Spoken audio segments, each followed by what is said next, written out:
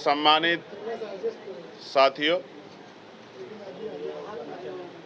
सबसे पहले तो आप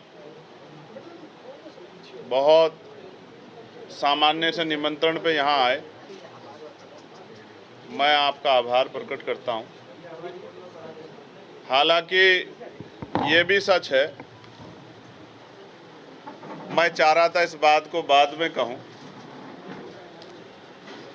कि जिस तरह की स्थिति बन गई है यहाँ पर और जो आवश्यक सुविधाएं हैं वो नहीं है प्रेस क्लब में, इस वजह से मुझे बताया गया था कि भाई प्रेस के साथी वहाँ कम जाते हैं, बड़े बड़े होटल्स में जब पीसी होती है तो ही जाते हैं। तो मैंने उनसे कहा कि भाई जैसा भी है तो उसी प्रेस क्लब में करेंगे, क्योंकि इसी व्यवस्था को तो सुधारना है, सरकारी व्यवस्था को सुधारेंगे तभी अच्छा रहेगा। तो मैं सबसे पहले तो आपको 4 जून जो आज़ाद समाज पार्टी काशीराम की सीनियर लीडरशिप ने व्यवस्था परिवर्तन दिवस के रूप में बनाने का फैसला लिया है, और उसके बाद 4 जून व्यवस्था परिवर्तन दिवस पे सत्ता परिवर्तन यात्रा हम लोग उत्तर प्रदेश के बिजनौर से शुरू करेंगे। और ये सत्ता परिवर्तन यात्रा बहुजन हिताय बहुजन सुखाय के संकल्प को आगे बढ़ाते हुए सामाजिक न्याय, भागीदारी और संविधान बचाने के संकल्प के साथ पूरे उत्तर प्रदेश के गांव, कस्बों, शहरों, पंचायतों तक जाएगी। हम और हमारे एक एक कार्यकर्ता पूरे प्रदेश में पहुंचकर जिन मुद्दों पे मैं आगे आपसे बात रखूँगा उन मुद्दों को लोगों तक पहुंचाने का काम करेगा और पार्टी उन्हीं मुद्दों पर चुनाव लड़ेगी। मैं पार्टी के नारे के साथ आगे बढ़ता हूं कि बहुजन समाज का संकल्प है, आज़ाद समाज पार्टी ही विकल्प। आप और मैं जानते हैं कि पूरे उत्तर प्रदेश में किस तरह के हालात हैं। वर्तमान सरकार को 9वां साल लग रहा है, 9 साल लगभग उनके जो हैं वो भी ये समझिए कि उसके भी 3 महीने ज़्यादा का समय बीत गया है। और क्या हालात है, मैं आपको अभी की खुशखबरी देता हूं जो सरकार ने आपको दी है, उत्तर प्रदेश की महान जनता को 10% की बिजली के बिल में बढ़ोतरी की है। अभी आते आते मैंने देखा।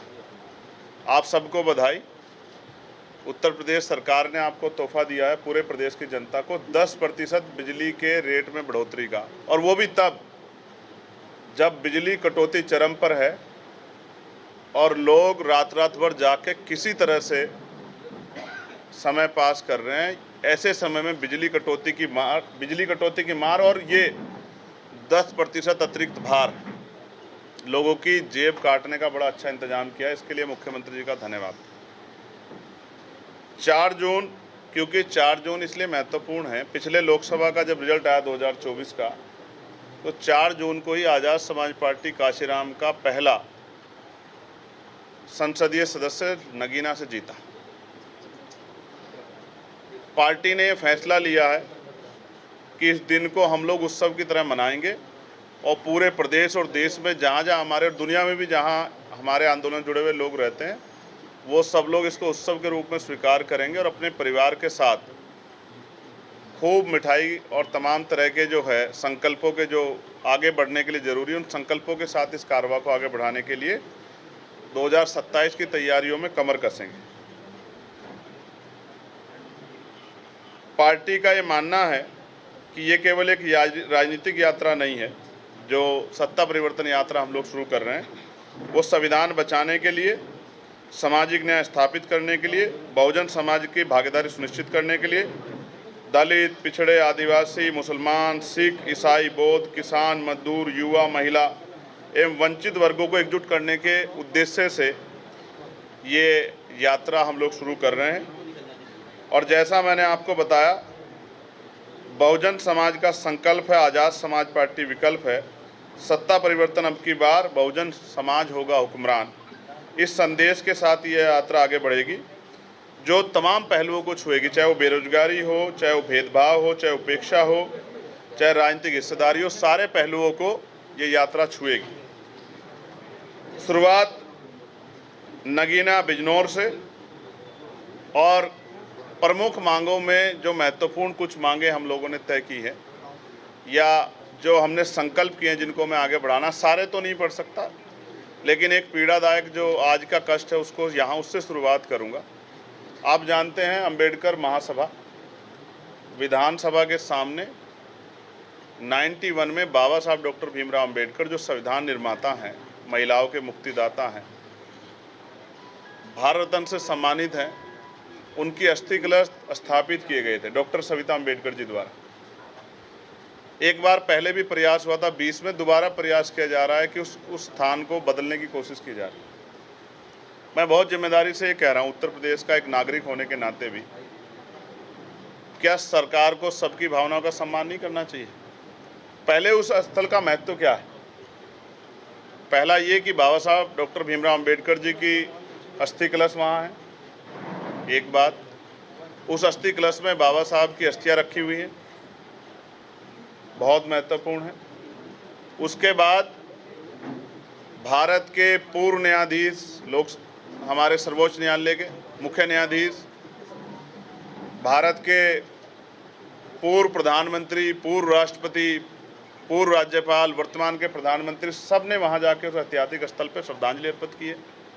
और उससे भी महत्वपूर्ण, जब मैं वहाँ गया अभी और मुझे जानकारी मिली कि वीपी सिंह जी ने तत्कालीन मुख्यमंत्री जी के साथ उसी स्थान पे खड़े होके वहीं मंच लगाता 27% आरक्षण की घोषणा वहीं से की थी।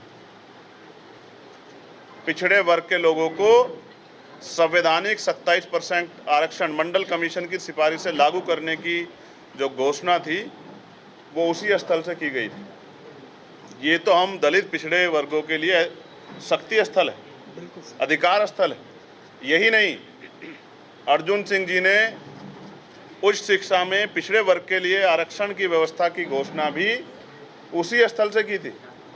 इतने महत्वपूर्ण स्थल को ये सरकार इधर उधर की बात करके छीनना चाहती है। मैं ये बताना चाहता हूँ, हालांकि मैं धर्मनिरपेक्ष राष्ट्र का एक नागरिक हूँ और भारतीय संविधान सभी धर्मों की आज़ादी की बात करता है। क्या ऐसा हो सकता है कि किसी एक धार्मिक स्थल पे सारे धार्मिक स्थानों का सर्जन किया जा सके कि लोग पूरे देश में कहीं ना जाए, एक ही जगह पे चले जाएं? क्या इस सर्जन के नाम पे हमारी आस्था, हमारी भावनाओं को कुचलने का सरकार ने मन बना लिया है?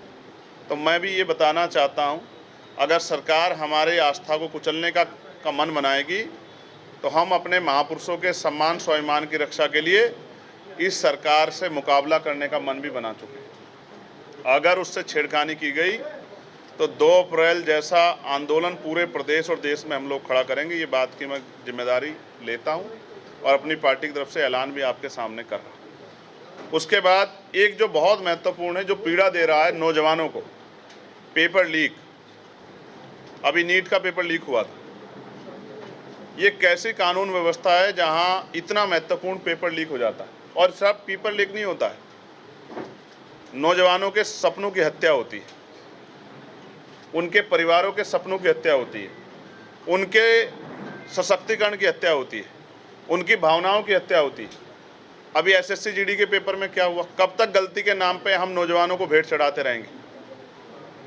जिन पेपर के स्थानों पे 400 बच्चों का एनरोल था, वहाँ 800 बच्चे पहुँच गए। क्या व्यवस्था है ये? क्या कमी है सरकारों के पास? किस तरह का मजाक हो रहा है? पिछले 7 सालों में लगभग 90 पेपर लीक हुए हैं। सिर्फ पेपर नहीं लीक हो रहे, आरक्षण घोटाले हो रहे हैं। 69 शिक्षक भर्ती हुई या और कोई भर्ती, पुलिस की भर्ती हो, किस तरह के घोटाले हो रहे हैं, सब आपके सामने है। तो हमारी ये मांग है, हम इसको जनता के बीच में भी लेके जाएंगे कि हत्या जैसी सजा जो है का प्रावधान पेपर लीक पे होना चाहिए, उनकी संपत्ति जब्त होनी चाहिए, और चाहे उसमें नेता इन्वॉल्व हो, अधिकारी इन्वॉल्व हो, सबको संगठित अपराध के रूप में लेके उन पे इतनी सख्त कार्रवाई करनी चाहिए कि नौजवानों के भविष्य के साथ खिलवाड़ ना हो। आपके घरों में भी आपके छोटे भाई होंगे, जो उम्र में बड़े हैं, उनके बच्चे होंगे। क्या आप अपने बच्चों के भविष्य को ऐसे बर्बाद होते देखना चाहते हैं? सरकार के पास कोई जवाब नहीं है। इसलिए जनता को जागरूक करने के लिए हम लोग इस सत्ता परिवर्तन यात्रा के जरिए निकलेंगे। कक्षा 1 से 12 तक सभी बच्चों के लिए निःशुल्क, समान व गुणवत्तापूर्ण शिक्षा, ये हमारा संकल्प है। उस तरह जैसे आरएसएस और भारतीय जनता पार्टी ने संकल्प किया था 370 राम मंदिर से लेकर तमाम उन विषयों का, ये राजनीतिक मुद्दा नहीं है। ये हमारी पार्टी के लिए और हमारे महापुरुषों के आदेश पर, जैसे बाबा साहब अम्बेडकर, राष्ट्रपिता ज्योतिबा फूले, संत गाडगे जी महाराज, नारायणा गुरु, ब्रह्मानंद लोधी जी, तमाम हमारे महापुरुषों ने, माँ सावित्रीबाई फूले, तमाम हमारे महापुरुषों ने शिक्षा को हथियार बताया। गुणवत्तापूर्ण शिक्षा नहीं मिल रही, समय समय पे नया सिलेबस के नाम पे, नई वर्दी, नई जो है जूते के नाम पे जिस तरह अभिभावकों की जेब कटाई हो रही है, किससे छिपा हुआ नहीं है। इसलिए कक्षा 1 से 12 इसमें मुनाफा नहीं देखना चाहिए सरकार को। गुणवत्तापूर्ण पढ़ाई सबका अधिकार होना चाहिए, कोई जाति हो कोई धर्म, हम सबके लिए मांग कर रहे हैं। और इस मुद्दे को हम लोग राजकाज बनने पे लागू करेंगे कि चाहे वो किसी जाति का, किसी धर्म का, कक्षा 1 से लेकर 12 तक सबको समान शिक्षा मिलेगी, वो भी गुणवत्तापूर्ण। दूसरा, प्रत्येक प्रदेश के सभी परिवारों को मुफ्त, सुलभ एवं बेहतर स्वास्थ्य सेवा की गारंटी भी हम लोग देंगे। आज क्या स्थिति है, मैं अस्पताल के निरीक्षण पे गया था बिजनौर मेडिकल कॉलेज, स्टाफ नहीं है, 146 नर्सों की जरूरत है। एक बच्चे की जान गई क्योंकि तेल नहीं था उनके जनरेटर में, डायलिसिस नहीं हो पाया समय पे, दवाइयाँ नहीं है, डॉक्टर का स्टाफ कम है। आपने प्राइवेट हॉस्पिटलों वालों को छूट दी है कि वो इलाज के नाम पे लोगों की जेब काटें, और सरकारी अस्पताल की सुविधाएं आपने कम की है। इसलिए मैं मानता हूं कि आपकी सरकार पूंजीपतियों की सरकार है, गरीबों की सरकार नहीं। इसलिए सबको अच्छी और बेहतर स्वास्थ्य सेवाएं मिलनी चाहिए। SC, ST और OBC के कर्मचारियों को प्रमोशन में रिजर्वेशन, जो सुप्रीम कोर्ट भी कह चुका है, और वो बिल आया था आपको याद होगा लोकसभा में, राज्यसभा से पास होने के बाद उत्तर प्रदेश की एक पूर्व की सरकार रही पार्टी के मेंबर ने उसको फाड़ दिया था। लेकिन दोबारा कभी ऐसा नहीं लगा कि वो बिल आना चाहिए। हम लोग गांव-गांव जाके बताएंगे कि प्रमोशन में रिजर्वेशन अधिकार है 16(4)A में SC, ST, OBC का, वो उनको मिलना चाहिए, और सरकार देने का काम नहीं कर रही। पिछली सरकार पे आरोप लगाती थी ये सरकार, जब 14 से पहले ये नहीं थे, लेकिन इन्होंने लागू आज तक नहीं किया। नए बिल लेके आए, बिल पेंडिंग है अभी भी, इसका मतलब ये भी नहीं देना चाहते। उत्तर प्रदेश की अति पिछड़ी जातियों को जैसे केंद्र ने 10% EWS दिया है, हम लोग 15% आरक्षण की व्यवस्था जो है अतिरिक्त 27% से ज़्यादा हम लोग करेंगे, जैसे EWS दिया गया है। अति पिछड़ी जातियों को 27% से अतिरिक्त बढ़ा के 15%, बैठता तो उनका 52% है, लेकिन हम लोग 42% अभी देने का काम करेंगे, क्योंकि 1931 की जनगणना के अनुसार उनकी आबादी 52% से ज़्यादा थी, अब तो और बढ़ गई। पिछड़े वर्ग को लोकसभा और विधानसभा में भी राजनीतिक आरक्षण का लाभ मिलना चाहिए, जैसे SC, ST के लोगों को मिला। इसलिए तो उनके सशक्तिकरण की बात चल रही। जैसे महिलाओं को आपने दिया है, मैं तो अकेला ऐसा सांसद था जिसने डिमांड की कि 50% देना चाहिए। आधी आबादी को 33% क्यों, झगड़ा क्यों करा रहे हो, संख्या के आधार पे दो, उनको आधी आबादी है तो 50% दो।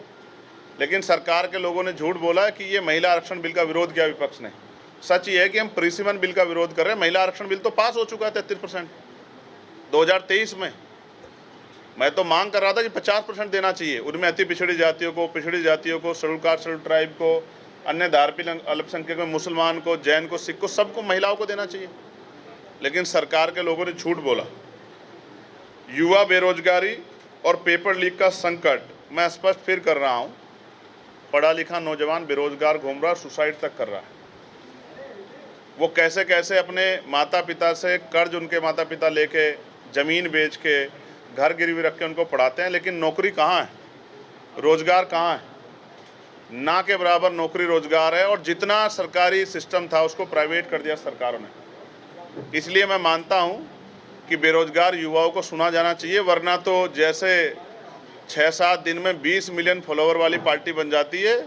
जिस दिन ये नौजवान सड़कों पे आ गया तो सरकार पे संभलेगा नहीं। बताना चाहता हूँ एक नौजवान होने के नाते, और अभी तो क्योंकि मुझे रोज़गार मिल गया है, 5 साल के रोज़गार पे मैं हूँ, लेकिन मैं फिर भी ये मानता हूँ कि नौजवानों को रोज़गार मिलना ही चाहिए, क्योंकि पढ़ाई लिखाई करा के उनके माँ बाप ने अपना सब कुछ दांव पे लगा दिया। उनकी बहनों के, बच्चों के, भाइयों के, माता पिता के सपने उनसे जुड़े हुए हैं। इसके साथ साथ पुरानी पेंशन योजना ओपीएस को बहाल किया जाए। जब ये सरकार सत्ता में नहीं थी तो ये कहती थी कि हम ओपीएस लेके आएंगे और मंडल कमीशन की सिफारिशें भी लागू करेंगे, लेकिन जब से खुद आए हैं तब से एनपीएस की बात कर रहे हैं, वो भी इतने आंदोलन के बाद। हम ओपीएस की गारंटी देंगे और उसको लागू कराएंगे। किसानों को उनकी फसलों का नुकसान होने पर और जो छुट्टा पशु हैं उनके द्वारा जिस तरह का जो है हमला उनकी फसलों पे हो रहा है, इन दोनों पे सशक्त कानून बने और किसानों को एमएसपी की गारंटी मिले उनकी हर फसल पे, इसकी व्यवस्था हम लोग करेंगे। साथ साथ महंगाई और बढ़ती बिजली दरें, ये तो मैंने पहले लिखा था, लेकिन यहाँ आते आते तो देखिए 10% की वृद्धि हो गई है। एक तरफ महंगाई की मार, वैश्विक स्तर पर जो चल रहा है, सरकार ने चुनाव लड़ा, आज पेट्रोल डीजल के प्राइस में 8-10 रुपये की वृद्धि होगी। जेब किसकी कट रही है? जनता की या मंत्रियों की? जनता की।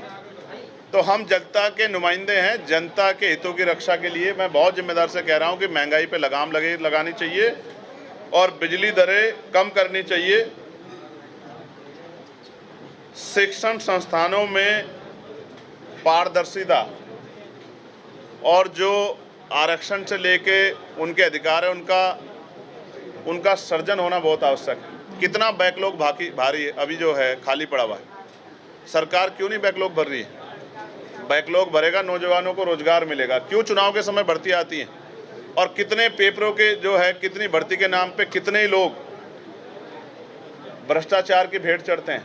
कैसे? पेपर आता तो फॉर्म भरे जाते हैं और फॉर्म में जो फीस होती है और फिर सेंटर कहीं के कहीं लगते हैं और फिर जो है पेपर लीक हो जाता है, सब कुछ बर्बाद हो जाता है। उसका हिसाब कौन देगा उनकी मेहनत का? इसलिए मैं दोबारा दोहराऊं, नौजवान होने के नाते, युवा होने के नाते मैं नौजवानों के साथ खड़ा हूं। इसलिए मेरी मांग है और हम इसको लागू करेंगे। पावर में आने के बाद हम जनता के बीच में लेकर जाएंगे जागरूक करने के लिए युवाओं को कि पेपर अगर आप कराते तो कोई पैसा ना ली युवाओं से, आप दे तो रहे नहीं और पैसा जरूर लेते हैं उनसे। उसके बाद सेंटर लगाएं तो आप सुरक्षा व्यवस्था आपकी मजबूत होनी चाहिए। होम डिस्ट्रिक्ट में सेंटर लगाएं, होम डिस्ट्रिक्ट में नहीं लगा सकते तो पड़ोसी ज़िले में लगाएं। बेटियों की सुरक्षा के साथ खिलवाड़ होती है। आपने देखा पेपर जहां होता है वहां कुंडल भी निकलवाए जाते हैं, चैन भी निकलवाई जाती हैं, सब कुछ क्या आता है, फिर पेपर कैसे लीक हो जाता है? इसका मतलब खामी अंदर है और प्रदर्शन आप बाहर की सुरक्षा करते हैं। साथ साथ आज जो अन्याय हो रहा है दलित, पिछड़े, आदिवासी, मुसलमान और अन्य धार्मिक समाज पे, वो किससे छिपा हुआ नहीं है। क्या हुआ सूर्या चौहान के साथ नोएडा में? क्या हुआ गाजियाबाद में एक और नौजवान के साथ? क्या हुआ शिल्पी कुशवाहा के साथ हरदोई में? विश्वकर्मा समाज की बेटी के साथ कितना अन्याय हुआ? पाल समाज की बेटी के साथ कौशाम्बी में कितना अन्याय हुआ? फतेहपुर की मौर्य समाज की बेटी के साथ गैंगरेप, प्रवीण मौर्य इसरो वैज्ञानिक के साथ किस तरह का जो है न्याय। ये जुल्म कब तक? बारातें रोकी जा रही हैं, हमले किए जा रहे हैं, घोड़ी से उतारा जा रहा है, बेटियों को अपमानित किया जा रहा है। मुख्यमंत्री कहते हैं हर चौराहे पे यमराज है। लखनऊ जैसी जगह पे घटनाएं हो रही है तो यमराज छुट्टी में है क्या मुख्यमंत्री जी के? कैसा मजाक बना के रख दिया है। मैं आपसे गारंटी के तौर पे कहता हूँ, पत्रकार बहनें भी निकल के नहीं जा सकती 12:30 बजे या 12 बजे, ऐसा माहौल नहीं है लखनऊ में। इसलिए कानून व्यवस्था अच्छी होनी चाहिए, उनमें भी महिला सुरक्षा सरकार की प्रायोरिटी होनी चाहिए जाति धर्म से ऊपर उठ के, और उसमें आरोपी चाहे वो कोई भी हो, कोई सी पार्टी हो, सब पे सख्त कार्रवाई होनी चाहिए। हमारे यहाँ एक 10 साल की बच्ची के साथ छेड़खानी हुई सहारनपुर में, और आपने खबर देखी होगी, पोस्को में मुकदमा दर्ज हुआ, लेकिन आरोपी के समर्थन में हजारों लोग एसएसपी के आवास पे चले गए, एसएसपी कार्यालय पे, और नारे लगा रहे हैं एक संगठन के खिलाफ। सच ये है वो एक संगठन के खिलाफ नहीं, वो न्याय के खिलाफ नारे लगा रहे हैं। उनको क्या कानून व्यवस्था भरोसा नहीं है? क्या पुलिस झूठे मुकदमे लिख रही है? क्या उनको उत्तर प्रदेश की पुलिस पे भरोसा नहीं है? लेकिन 10 साल की बच्ची के साथ अगर छेड़खानी हुई है, वो बच्ची चीख चीख के कह रही है, तो वो बाधा क्यों बन रहे हैं? ये जुल्म उत्तर प्रदेश में हो रहा है। भर्ती घोटाले और भ्रष्टाचार, इस पर मैं आपसे बात रख चुका हूं। महिला सुरक्षा पर मैं आपसे बात रख चुका हूं। लेकिन मैं ये कहना चाहता हूं, क्यों हम ग्रामीण क्षेत्रों में महिलाओं को रोजगार नहीं दे पा रहे हैं? क्यों हम महिलाओं को उड़ने के लिए आर्थिक सशक्तिकरण नहीं दे पा रहे हैं? ये सरकार का फेलियर है। इसलिए महिला सशक्तिकरण बहुत जरूरी है। पर्यावरण और प्रदूषण और जल संकट, ये भी हमारे सामने। क्या उत्तर प्रदेश में सभी परिवारों को पीने के लिए साफ पानी मिल रहा है? तो जवाब है नहीं। क्या सब लोग बिस्लेरी का या तमाम जो बड़ी बड़ी कंपनियों का पानी है वो पी सकते हैं? तो जवाब है नहीं।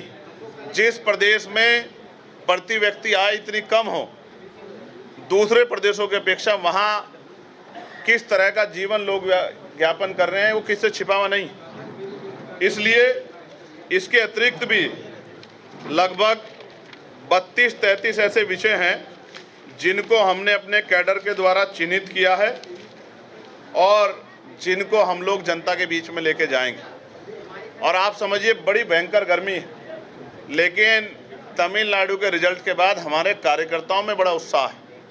हमारे प्रदेश अध्यक्ष जी, प्रदेश महासचिव जी, हमारे राष्ट्रीय कमेटी के साथी, प्रदेश कमेटी के साथी, प्रदेश के पदाधिकारी, जिला मंडल के पदाधिकारी, विधानसभा सेक्टर बूथ के पदाधिकारी, भाईचारा कमेटी, मिशन 78, अधिवक्ता मोर्चा के साथी इंतजार कर रहे हैं कि यात्रा कब शुरू हो और वो अपना जौहर दिखा सकें, वो गांव-गांव जाके लोगों तक अपनी बात रख सकें, इस सरकार की खामियां बता सकें और कैसे सुधर सकती हैं, नए लोगों को अवसर देना चाहिए, इस बात को रख सकें। मैं बहुत जिम्मेदारी से कह रहा हूं, उत्तर प्रदेश जानता है, अभी प्रीपेड मीटर का इशू चल रहा था। किसकी वजह से प्रीपेड मीटर जो है उत्तर प्रदेश में हटे? अगर मीडिया नहीं जानती तो मैं बताना चाहता हूं। लोकसभा में आजाद समाज पार्टी के सांसद ने वो सवाल पूछा मंत्री जी से, मनोहर लाल खट्टर जी से, और उसके रिप्लाई में उन्होंने कहा कि ये ऑप्शनल है, स्वैच्छिक है, रेगुलेटरी नहीं है। और मैंने उनको बताया कि उत्तर प्रदेश की ट्रिपल इंजन की सरकार जबरन लगा रही है, गांव-गांव में, शहरों में प्रीपेड मीटर लगा रही है और आप रोजगार दे नहीं रहे हो। सरकार मनरेगा में 125 दिन का कानून लाई, बाकी 225 दिन क्या करेंगे लोग? जिनके पे रिचार्ज नहीं होगा, उनके बच्चों की पढ़ाई कैसे होगी? उनके घर में उजाला कैसे आएगा, रोशनी कैसे आएगी? तब मैंने सवाल खड़ा किया, मंत्री जी ने मुझसे विश्वास दिलाते जवाब दिया कि प्रीपेड मीटर स्वैच्छिक है, रेगुलेटरी नहीं है, कोई जबरन लगाएगा, आप हमें रिपोर्ट दीजिए, हम लोग कार्रवाई करेंगे। उसके बाद आंदोलन हुए, क्योंकि जहां बिल आता था 500-700 हज़ार रुपये का, वहां आने लगा 6-7 हज़ार रुपये का। तब जाके उस डर से कि चुनाव सर पे है, सरकार ने प्रीपेड मीटर वापस लिए। और मैं आज जनता को कहना चाहता हूं, चुनाव खत्म होगा तो फिर से प्रीपेड मीटर ले आएंगे, इसलिए इनको हटाना बहुत ज़रूरी है। इसलिए सत्ता परिवर्तन यात्रा से जुड़ना ज़रूरी। मैं बहुत जिम्मेदारी से चीज़ें कह रहा हूँ। मैं आपको ये भी बता रहा हूँ, पेट्रोल डीजल चुनाव के समय याद नहीं थे, लेकिन मैं लगातार कह रहा था कि जैसे चुनाव खत्म होगा पेट्रोल डीजल बढ़ेंगे, उनके रेट बढ़ेंगे, बड़े रेट। उत्तर प्रदेश को बचाने के लिए जो सरकार जन विरोधी सरकार है उसको हटाना पड़ेगा। और आज़ाद समाज पार्टी महापुरुषों के विचारधारा रास्ते को आगे बढ़ाते हुए, स्मार्ट शहर तो बने या नहीं बने, लेकिन गांव तक विकास पहुंचे। शहरों में सड़कें बड़ी हुई या नहीं हुई चौड़ी, लेकिन गांव की सड़कें अच्छी बन जाएं, गांव के विद्यालय, गांव के अस्पताल अच्छे बन जाएं, ग्रामीण क्षेत्रों में बिजली पानी की व्यवस्था हो जाए, रोजगार की व्यवस्था हो जाए। ये हम संकल्प समझते हैं, क्योंकि मैं मानता हूं 80% आबादी गांव में निवास करती है। गांव को मजबूत बनाना जरूरी, इसलिए बहुजन समाज का संकल्प है, आज़ाद समाज पार्टी विकल्प है, नौकरी दो या कुर्सी छोड़ो। हम नौजवानों के बीच में जाके पूछेंगे, सरकार से सवाल पूछो, नौकरी दो या कुर्सी छोड़ो। जैसे याद है ना मंडल कमीशन, काशीराम साहब ने क्या कहा था, मंडल कमीशन लागू करो वरना कुर्सी खाली करो।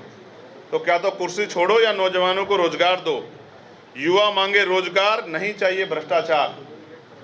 कब तक भ्रष्टाचार की भेंट चढ़ेंगे? संविधान बचाओ, सामाजिक न्याय दिलाओ, सत्ता परिवर्तन अब की बार बहुजन होगा हुक्मरान। पूरे प्रदेश में यात्रा जाएगी, पूरे प्रदेश के लोगों से अपील करेगी। हमारे कार्यकर्ता, हमारे नेता गांव-गांव, गली-गली जाके उत्साह के रूप में अगले 8 महीने इस उत्साह को मनाएंगे। और इस उत्साह को सरकार जानती है, क्योंकि 2024 में नहीं लड़े थे हम लोग पूरे उत्तर प्रदेश में, तो सरकार जानती है कि ग्रामीण क्षेत्रों में आज़ाद समाज पार्टी की पकड़ क्या है। इसलिए तो पंचायत चुनाव नहीं कराया। क्या दिक्कत थी पंचायत चुनाव ना कराने में? क्या सरकार को नहीं पता था कि आदर्श पिछड़ा वर्ग आयोग बनाना पड़ेगा? फिर क्या हुआ कि आप नहीं बना पाए? क्योंकि आप चुनाव कराना नहीं चाहते। आपको पता है चुनाव होगा, रिजल्ट आपके खिलाफ आएगा, तो फिर जनता के मन में संदेश बनेगा कि सरकार जाने वाली है। आप जबरन ब्लॉक प्रमुख, जिला पंचायत अध्यक्ष बनाने की कोशिश करोगे तो कड़ा विरोध होगा। विरोध से बचने के लिए आप इसको चुनाव के बाद ले जा रहे हो, क्योंकि आपको लगता है कि आप पुनः शाम दाम दंड भेद छल कपट लगा के और कोई ऐसी योजना ला के कि महिलाओं को पैसे देने की, आप वोट को लूटने का, खरीदने का प्रयास करोगे और फिर सत्ता के आधार पर दमन करके इन चुनाव को लूटने का प्रयास करोगे। इसलिए आप चुनाव को पीछे ले जा रहे हो।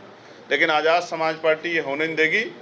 ना ही अस्थि कलश वहाँ से हटाने दिए जाएंगे, ना ही उत्तर प्रदेश के युवाओं को, किसानों को, बेरोजगारों को, नौजवानों को, महिलाओं को और कर्मचारियों को अपमानित होने दिया जाएगा। सबको साथ लेकर आज़ाद समाज पार्टी आगे बढ़ेगी, ऐसा मैं आपको विश्वास दिलाता हूँ। 4 जून व्यवस्था परिवर्तन दिवस, और व्यवस्था परिवर्तन दिवस से सत्ता परिवर्तन यात्रा बिजनौर शुरू होकर पूरे उत्तर प्रदेश में जाएगी। इन्हीं सब बातों के साथ मैं अपनी बात को खत्म करता हूं। आपका कोई सवाल हो तो आप पूछ सकते हैं। सर, राजनाथ योगी जी ने जैसे इसको संभाला है, लॉ एंड ऑर्डर को पूरे भारत के लिए मिसाल है। अभी हाईकोर्ट के आदेश पे माफियाओं की एक लिस्ट जारी हुई थी, वो जरा आप राजनाथ सिंह जी को भी दिखा देना और मुख्यमंत्री जी को भी दिखा देना, तो आपको पता लग जाएगा कि माफिया हैं या चले गए। और ये जो हत्याएं, बच्चियों को बांध बांध के पेट पे लटकाया जा रहा है, और ये जो अभी कानून व्यवस्था पे मेट्रो सिटी नोएडा और गाजियाबाद में जो हत्या हुई है, वो तमाचा है। इसका जवाब भी आप पूछ लेना जब मुख्यमंत्री जी मिलेंगे। सर, नीट का जो लीक पता नहीं कि, तो ऐसे में जो एनटीए एजेंसी है वो और दूसरे जिम्मेदार हैं, उनको कैसे देखें? क्यों कार्रवाई नहीं हो रही है? और मैं पूछना चाहता हूँ, आप भी अपने मन में सोच के देखिएगा कि ठीक है आप री एग्जाम करा दोगे, लेकिन जो तकलीफ उठानी पड़ी है नौजवानों को, उनके मन में जो माहौल बना है, उसकी जिम्मेदारी कौन लेगा? और वो जो मानसिक आर्थिक पीड़ा से गुजर रहे हैं, आपको चाहिए कि आप जिम्मेदारी लेके उनके पेपर का खर्च आप उठाएंगे, उनके रुकने का खर्च आप उठाएंगे, उनके परिवहन का खर्च आप उठाएंगे, उनके खाने की, रहने की व्यवस्था आप करेंगे। वो तो कर चुकी सरकार। मैं यही कह रहा हूँ, जिन्होंने सुसाइड किया, क्या उनको वापस ला सकती है सरकार री एग्जाम करा के? और पता नहीं था कि इतने महत्वपूर्ण एग्जाम में आप मुझसे सुनना चाहते हो तो सुनो, पता नहीं आप चला पाओगे नहीं चला पाओगे। आज मेरे हाथ में ताकत होती तो मैं मेडिकल एग्जाम, MBBS और MD की पढ़ाई मुफ्त कर देता इस देश में। बनाइए आप जितने डॉक्टर बना सकते हैं, 1 रुपए में बनेगा डॉक्टर। क्यों नहीं कर सकती सरकार? क्या दिक्कत है सरकार को? सिर्फ इसलिए कि बड़े बड़े जो प्राइवेट कॉलेज है उनको जो है एडमिशन मिल जाए, क्या दिक्कत है? आप रोजगार देना नहीं दे रहे ना, आप पढ़ाई मुफ्त कर दीजिए, आप इंजीनियरिंग की पढ़ाई मुफ्त कर दीजिए, आप LLB की पढ़ाई मुफ्त कर दीजिए, आप आर्टिस्ट, मास कम्युनिकेशन पढ़ाई मुफ्त कर दीजिए, क्या दिक्कत है? रिसर्च जितने भी है उनको मुफ्त कर दीजिए, क्या दिक्कत है? पढ़ाई, मुनाफा, हर चीज में मुनाफा चाहिए। एजुकेशन में मुनाफा क्यों ले रहे हो?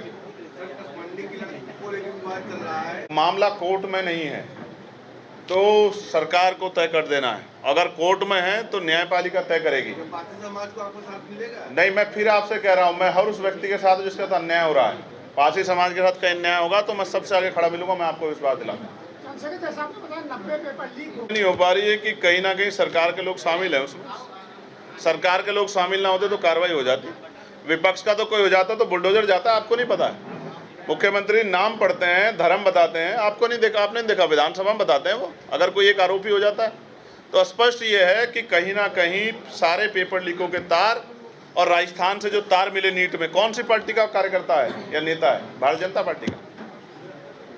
और मैं गवाह हैं, 403 करोड़ रुपए का सहयोग बाबा साहब अम्बेडकर की मूर्तियों के संरक्षण के लिए, लेकिन एक भी जगह बाबा साहब अम्बेडकर की जयंती प्रकाश पर्व मनाने के लिए नई परमिशन नहीं थी। गुरु रविदास जी की जयंती प्रकाश पर्व मनाने के लिए एक भी परमिशन नहीं थी। इसी उत्तर प्रदेश में तथागत महामानव बुद्ध जिनको ये दुनिया में जब भारतीय जनता पार्टी के लोग जाते हैं और पार्टियों के लोग जाते हैं, कहते हैं कि हम भगवान बुद्ध के देश से आए हैं, उनकी कार्यक्रम के लिए अनुमति लेनी पड़ेगी। और अपनी ही जगह में हरदोई में अगर हम भगवान बुद्ध की प्रतिमा लगाएंगे तो अनुमति लेनी पड़ेगी, लेकिन आप कुछ भी लगा दो उसके लिए कोई अनुमति नहीं है। आपने जो 48 में 47 में मूर्तियां लगा दी उनके लिए कोई अनुमति नहीं है, आपके लिए कोई अनुमति नहीं। एक ही धर्म को संरक्षण, बाकियों को निराशा, इससे क्या लोगों में भय नहीं पैदा होगा? क्या लोगों के अंदर जो है आक्रोश नहीं पैदा होगा? ये गलत है। हमारी जगह, हमारा स्थल, हम भगवान बुद्ध की मूर्ति लगाएं, बाबा साहब अम्बेडकर की लगाएं, सरकार को कोई हस्तक्षेप नहीं करना चाहिए। अगर हम किसी दूसरे के स्थल पे लगा रहे हैं तो सवाल आना चाहिए। इसका मतलब सरकार जानबूझ के बहुजन महापुरुषों का अपमान कर रही है। ये अपमान भूलेगा नहीं बहुजन समाज। हरदोई में राष्ट्रीय चिन्ह हटाया गया, नहीं हटाया गया? तो राष्ट्रीय चिन्ह का अपमान भी नहीं करती, सम्मान भी नहीं करती सरकार, उसका भी अपमान कर रही है। विपक्ष लगातार आरक्षण बचाने की बात कर रहा है और संविधान बचाने की बात कर रहा है, लेकिन सरकार कहीं सरकारी विभाग को खत्म कर दे रही है। इसको कैसे रोकेंगे? रोकेंगे ना, जितना निजीकरण हो गया उसका फिर राष्ट्रीयकरण करेंगे जिस स्तर पे हम लोग होंगे, या मजबूर करेंगे राष्ट्रीयकरण करने के लिए। एक बात, दूसरा बैकलॉग पूरा भरेंगे पहली कैबिनेट में, आप देख लेना। निजीकरण, मैं कह रहा हूँ ना, जिनका निजीकरण हो गया उनका राष्ट्रीयकरण करेंगे पुनः। पहला सवाल का जवाब ये है कि यात्रा के बाद एक और प्रेस कॉन्फ्रेंस में कितनी सीटों पर लड़ेंगे प्रत्याशियों सहित आपको हम लोग जानकारी देंगे। हमारी तैयारी 403 विधानसभाओं में चल रही है। एक बात, एक सेकंड, हम पश्चिम उत्तर प्रदेश में एक सीट लड़े और उसको 1.5 लाख वोटों से ज़्यादा वोट से जीते लोकसभा में, और हम लोग सिद्धार्थनगर में कि जिले की डुमरियागंज लोकसभा लड़े, उसको 80,000 से ज़्यादा मत हमने प्राप्त किए। यानी कि आज़ाद समाज पार्टी ने 2022 के बाद जो मेहनत की है 2 साल 24 तक, उसका परिणाम मैंने आपको बता दिया। और 24 के बाद 26 और 2 साल हो गए हैं। तो इस बार जब चुनाव होंगे, मैं कह रहा था पंचायत चुनाव कराते तो आपको पता लग जाता आज़ाद समाज पार्टी कहाँ खड़ी है। अब रही दूसरी बात महिलाओं के टिकट की, तो हम बहुजन समाज की हर उस आवाज़ को अवसर देंगे जिन जातियों को भी अब तक अवसर नहीं लिया। बहुजन समाज की महिलाओं में भी, आप मेरी बात को याद रखना, पूरे प्रदेश के हर कोने में, हर जिले में हम लोग प्रयास करके महिलाओं को अवसर भी देंगे और आगे भी लाएंगे, और उन जातियों को भी टिकट देंगे अति पिछड़े समाज में जिनको अब तक अवसर नहीं दिया किसी ने। बेरोजगारों के लिए मैं आज जो बात कह दूंगा, मैंने कहा था कक्षा 1 से 12 तक मुफ्त करेंगे शिक्षा, विपक्ष के लोग भी कहने लगे हम भी करेंगे। मैं आज जो बात कह दूंगा उनके बड़े बड़े प्लेटफार्म पे वो चलने लग जाएगी। मैं आपसे कह रहा हूँ ग्रामीण क्षेत्रों में रोजगार पैदा करेंगे। चौधरी महाराज सिंह भारती का नाम सुना है मीडिया के लोगों ने? उनकी जो ग्रामीण रोजगार की पॉलिसी उसको लागू करेंगे। आप मेरी बात को याद करना। उद्योग धंधे लगाएंगे, कुटीर उद्योग लगाएंगे, महिलाओं को और बेरोजगार नौजवानों को रोजगार देंगे, बैकलॉग भरेंगे, ठेकेदारी खत्म करेंगे, संविदा और पक्की नौकरियां देंगे, और न्यूनतम वेतन, आज आपसे कह रहा हूँ 2025 में, जब मैं 24 में गया तो 2025 में जारी किया सेंटर ने न्यूनतम वेजेस, अकुशल व्यक्ति को 753 रुपए मिलेंगे। आप बताओ मजदूर को कौन से को 753 रुपए मिलते हैं? अभी नोएडा में कितना बड़ा प्रोटेस्ट हुआ। हम न्यूनतम वेजेस लागू करवा के रहेंगे अकुशल लोगों के लिए। सबको 753 रुपए से कम रोजगार नहीं मिलेगा, मानदेय नहीं मिलेगा, वेतन नहीं, वो दैनिक वेतन नहीं मिलेगा, चाहे वो सफाई का काम करे, चाहे वो खेत में काम करे, चाहे वो दिहाड़ी मजदूरी करे, चाहे वो किसी के और संस्थान पे काम करे, किसी की दुकान पे काम करे। न्यूनतम वेजेस उत्तर प्रदेश में लागू करा करेंगे, क्योंकि केंद्र ने घोषणा की है, उत्तर प्रदेश सरकार लागू नहीं कर रही है। नोएडा जैसा आंदोलन नहीं होने देंगे, नौजवानों का और लेबर का खून नहीं चूसने देंगे सरकार को। आप मेरी बात को याद रखना कि यहाँ पानी तक रोकने दिया, आज़ादी से पहले जैसे हालात बनाए जा रहे हैं, इन सब का जवाब वोट की चोट से हमारे लोग देंगे। और मैं अभी एडमिनिस्ट्रेशन से बात करूँगा यहाँ से निकलते ही, मुझे नहीं लगता कि अब कोई सवाल बचा। 2 लोग हाँ, के बारे में मैं एक क्वेश्चन और पत्रकारों को पूछना इनके बाद। विधायक विधानसभा में आजाद समाज पार्टी से जाएंगे। सपा कह रही है 403 सीट पे हम तैयार है, कांग्रेस कह रही है 403 पे तैयार है। आप कितने पे तैयार है और किसी के साथ गठबंधन कर सकते हैं? 403 का मैं जिक्र कर चुका हूँ। 400 पार का नारा आया था, आपको याद है नहीं याद है? 1 मिनट, 403 का नारा आया था, 400 पार करेंगे। हुआ क्या 400 पार? सब अपनी अपनी तैयारियों के बलबूते खड़े हैं, बाकी जनता के हाथ में। आज़ाद समाज पार्टी अपनी मजबूती विधानसभा चुनाव में सबके सामने रखेगी। एक बात, गठबंधन, देखो गठबंधन पे मैं स्पष्ट कर दूं, बाकी तो प्रदेश नेतृत्व यहाँ बैठा है, उनका जो निर्णय होगा हम लोग उसका पालन करेंगे, क्योंकि उन्हीं को अपने प्रदेश के आधार पर निर्णय लेना है। लेकिन गठबंधन के लिए हमने दरवाजे बंद किसी के लिए नहीं किए। जो भी चाहता है, सबसे पहले मैंने मुद्दे आपके सामने बताए, उन सब मुद्दों पे सबकी सहमति हो कि वो कक्षा 1 से 12 तक पढ़ाई फ्री करेंगे। कानून व्यवस्था, प्रमोशन में रिजर्वेशन, SC ST OBC को, अति पिछड़े समाज को 15% अधिक रिजर्वेशन, और उसके साथ पुरानी पेंशन लेके इन मुद्दों पे जो सहमत होगा, फिर उसके बाद समाज जो भागीदारी, राजनीतिक भागीदारी संख्या के आधार पे जो देने में सशक्त होगा, उसके साथ बैठ के बात करेंगे। इस बात का मैं आपको विश्वास दिलाता हूं। मैंने कहा ना, सबके लिए दरवाजे खुले हुए हैं। सर, अखिलेश जी लगातार राजनीति कर रहे हैं, क्या आपकी राजनीति को वो धूमिल बता रहे हैं, तो आप क्या कह रहे हैं?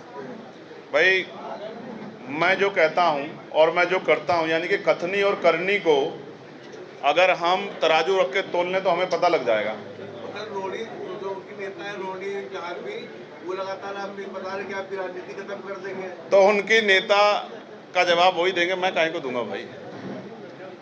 क्यों भाई? मैं फिर आपसे ये कह रहा हूं, आप समझे नहीं समझे? जो पार्टी जो नारा लगा रही है उस पर चलना उनकी जिम्मेदारी है। धन्यवाद। नमस्कार, आप देख रहे हैं आकाश टाइम्स में, आपके साथ शिल्पी जायसवाल, और इस वक्त हमारी मौजूदगी राजधानी लखनऊ यूपी प्रेस क्लब में है। जैसा कि अभी कुछ समय पहले आज़ाद समाज पार्टी के चंद्रशेखर आज़ाद मौजूद थे और उन्होंने तमाम सवालों के जवाब दिए, लेकिन सबसे पहला सवाल उन्होंने कहा कि यूपी प्रेस क्लब में उन्होंने अपनी प्रेस वार्ता इसलिए रखी है क्योंकि वो यहाँ की भी जो स्थिति है उसे बदलना चाहते हैं। लेकिन जिस तरह से अभी आपने देखा भगदड़ मची, एक सवाल पूछने के लिए उनके सिक्योरिटी गार्ड किस तरह से हम लोगों को रोक रहे, महिलाओं तक का भी उन लोगों के अंदर जरा से भी शर्म नहीं बची। जिस तरह से वो हाथ पकड़ रहे हैं, बकायदा खींच रहे, ऊपर से सवाल कर रहे हैं कि आप किस तरह से कर रही है। इस पर आपको क्या लगता है, जो 27 के चुनाव आने वाले हैं उस पर जिस तरह से ये भाषण दे करके गए हैं, उस तरह से क्या आपको लगता है कि जनता इनको वोट देगी? जिस तरह से सिक्योरिटी इनकी करी है और सवाल पे सवाल हम लोग कर रहे हैं, उनका कोई जवाब नहीं मिला। आप भी क्या कहेंगे? कैमरामैन अमित के साथ मैं शिल्पी जायसवाल, लखनऊ।